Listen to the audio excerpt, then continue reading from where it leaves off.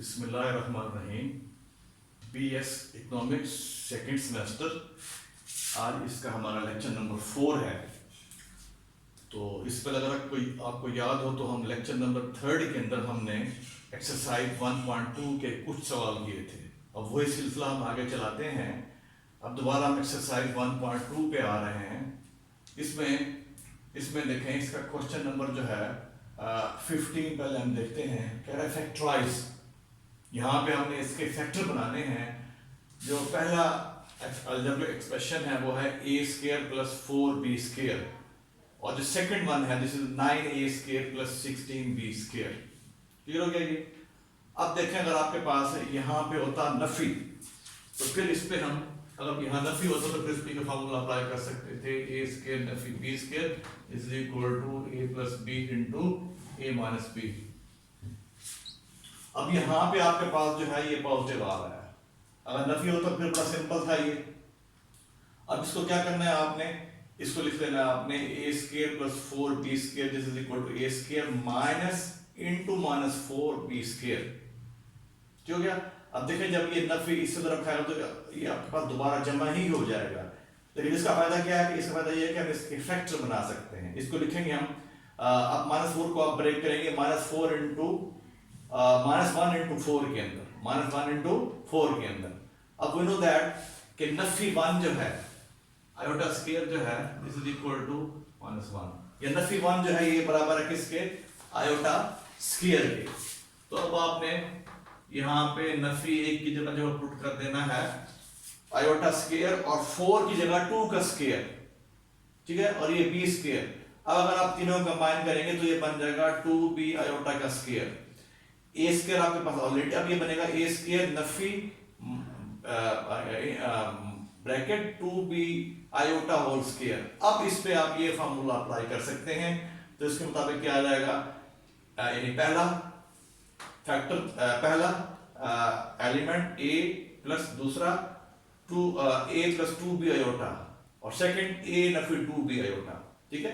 तो ये हमने इस एक्सप्रेशन के 2 फैक्टर बना लिए हैं, और ये कहलाएंगे हमारे कॉम्प्लेक्स फैक्टर कहलाएंगे, क्योंकि इनमें आयोटा आ रहा है, इसमें आयोटा आ रहा है, इसमें भी आ रहा है आयोटा। क्लियर हो गया ये? फिर देखें, दोबारा इसको मैं रिपीट कर देता हूँ। a² + 4b² इसको लिखेंगे आप a² - × -4b²। ये माइनस हमने क्यों किया है? ताकि इस पे हम ये फार्मूला अप्लाई कर सकें। अब a² माइनस, अब इसको लिखा हमने नफी 1 × 4। ठीक हो गया? अब हम we know that Nafi 1 = i²। तो यहाँ पे आपके पास नफी 1 जो है वहां पुट कर देंगे i², और जहां 4 लिखेंगे 2 का स्क्वायर, और ये b² आपके पास ऑलरेडी है। अब इन दिनों कंबाइन कर दें तो ये आ जाएगा a² minus bracket 2b i²। अब इसको ये फार्मूला अप्लाई कर सकते हैं आप, ये वाला। तो इसके रूप से ये हो जाएगा a + 2b i × a - 2b i। तो ये इसके हमारे पास 2 जो है वो कॉम्प्लेक्स फैक्टर आ जाएंगे, या इसकी हमने फैक्टराइजेशन कर ली है। अब देखिए, इसी का जो सेकंड पार्ट है ये है 9a² + 16b²। इसे लिखेंगे this is equal to 9a² minus into -16। Same step जो मैंने यहाँ पे किया था वही स्टेप दोबारा मैं यहाँ रिपीट कर रहा हूँ। इसे लिखेंगे -16b²। ठीक है?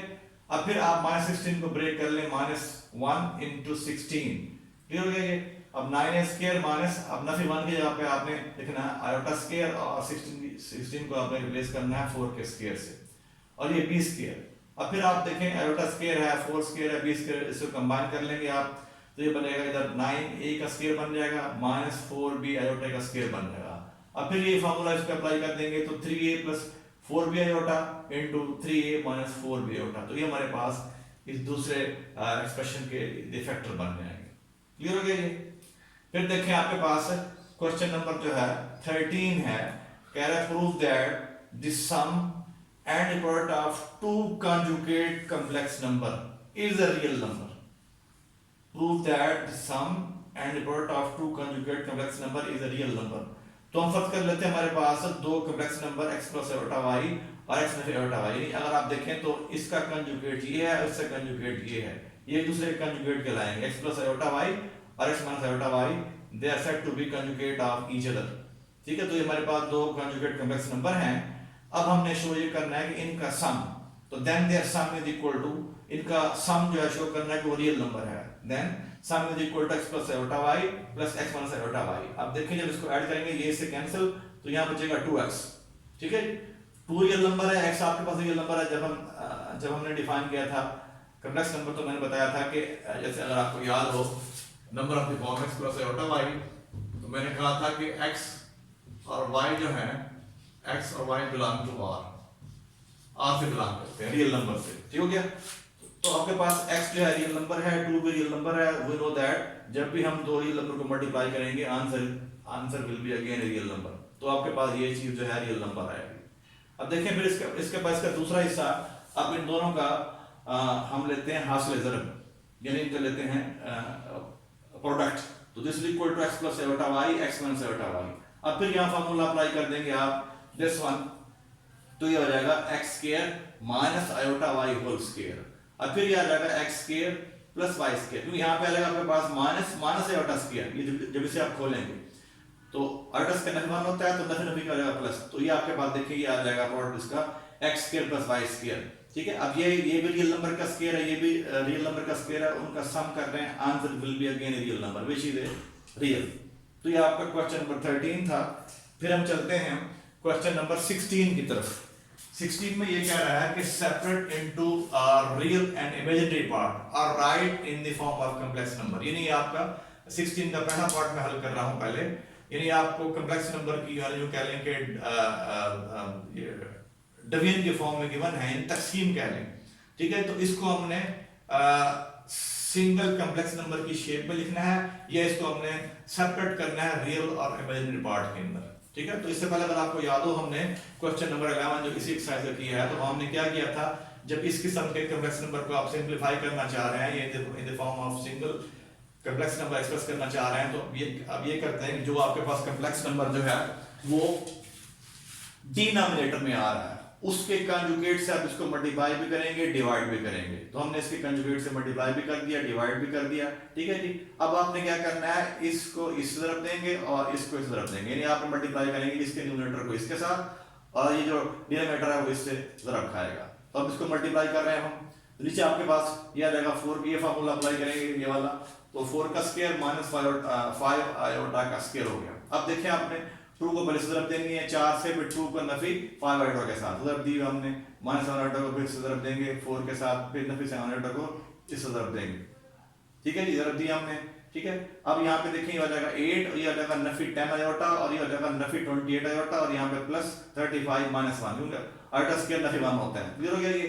अब देखिए हमने 8 नफी 35 माइनस 38 आयोटा, जब इनको आपने दोनों को ऐड कर दिया, डिवाइड बाई हो जाएगा 16 नफी 25 आयोटा स्क्वायर नफी 1 है, यहाँ हमने पुट कर दी इसकी कीमत, फिर सिंपलीफाई किया इसको हमने। अब ये हो जाएगा हमारे पास माइनस 27 नफी 38 आयोटा होल डिवाइड बाई 41। अब इसको अलग कर लेंगे, जब अलग करेंगे तो ये आ जाएगा नफी 27 ओवर 41 और नफी 38 ओवर 41। अब इसका जो रियल पार्ट है, अब इसका रियल पार्ट जो है वो रियल पार्ट इसका ये आ जाएगा, real part this is equal to नफी 27 ओवर 41, और इमेजिनरी पार्ट जो है ये आ जाएगा हमारे पास माइनस 38 ओवर 41। ठीक हो गया, या हमने ये भी कह सकते हैं कि इसको हमने सिंगल कॉम्प्लेक्स नंबर की शेप के अंदर एक्सप्रेस कर दिए, किसको, इस चीज को। ठीक है, अब इसका थर्ड पार्ट देखें। थर्ड पार्ट में फिर हमारे पास iota divide by 1 plus iota, यहाँ फिर हमने इसको सिंपलीफाई करना है, या इसको लिखना है इन the form of single complex number. Clear हो गया ये। अब इसको हमने फिर क्या करना है, इसके कंजुगेट से मल्टीप्लाई करेंगे, ऊपर भी नीचे भी। क्लियर हो गया, फिर इसको इस तरफ देनी है आपने, इसको इस तरफ देंगे, तो यहाँ पे आपका आ जाएगा आयोटा इंटू 1 माइनस आयोटा, और ये हो जाएगा आयोटा नफी आयोटा स्क्वायर। अब ये आयोटा स्क्वायर नफी 1 होता है, तो यहाँ पर जगह आपके पास आयोटा माइनस 1 हो गया ये। ठीक है, तो यहाँ पर जगह आपके पास जो डिनोमिनेटर है ये आ जाएगा आयोटा प्लस 1, जबकि जो डिनोमिनेटर है, न्यूमरेटर ये हो जाएगा आयोटा प्लस 1, जबकि जो डिनोमिनेटर है 1 plus iota into 1 minus iota, तो ये बनेगा 1 माइनस आयोटा स्क्वायर, और आयोटा स्क्वायर नफी 1 होता है, तो अल्टीमेटली के पास आ जाएगा आयोटा प्लस 1/2। अब इसका रियल पार्ट, ये इसका रियल पार्ट है, और ये इमेजिनरी पार्ट है इसका, ये रियल पार्ट है, और ये जो है इमेजिनरी पार्ट है। ठीक है, तो हमने इस कॉम्प्लेक्स नंबर को एक्सप्रेस कर दिया है इन the form of single complex number या सेपरेट कर दिया है into real and imaginary part. इस पहले अगर आपको याद हो हमने डिफाइन किया था modulus of a complex number, ठीक है जी। तो वो हमने डिफाइन किया था अगर आपके पास जो कॉम्प्लेक्स नंबर है उसको हम z का नाम दे दें, z is equal to x plus iota y, यानी आपके पास जो x प्लस आयोटा y जो कॉम्प्लेक्स नंबर है इसको हमने z का नाम दे दिया है।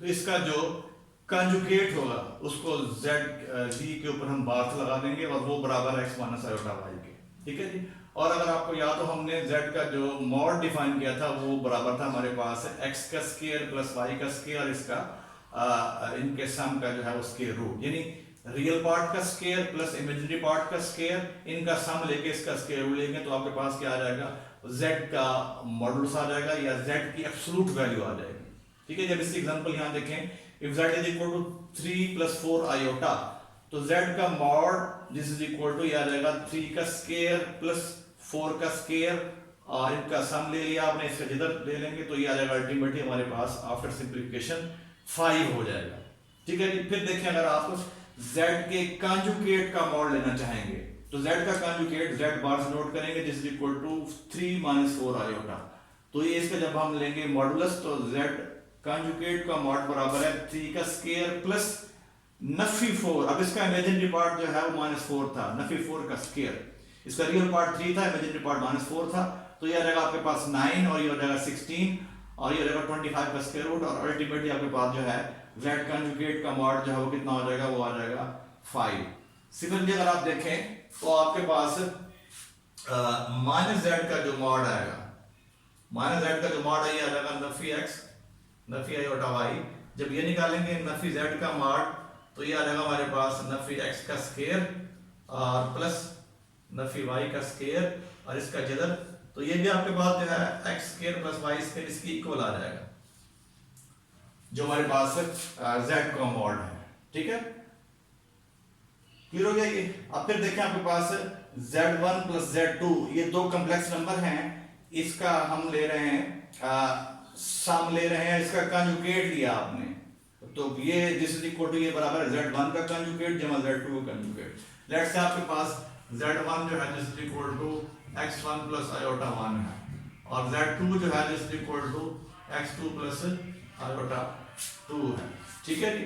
तो यहाँ पे इसको आप यहाँ से ऑब्जर्व कर सकते हैं कि z1 जमा z2, तो इसमें क्या है कि आप इनको पहले ऐड कर देंगे फिर कंजुगेट लें। कंजुगेट में क्या होता है कि आपने इमेजिनरी पार्ट की साइन चेंज करनी होती है, क्लियर हो जाएगी।